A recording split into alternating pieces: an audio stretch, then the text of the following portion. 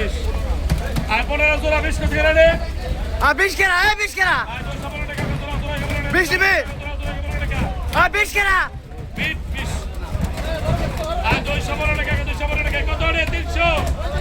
আর 215 টাকা 215 টাকা রেখে দেবে রে এই জাপানি 15 টাকা আর আছে 20 কেনা এই বাজার ভাই 20 জাপানি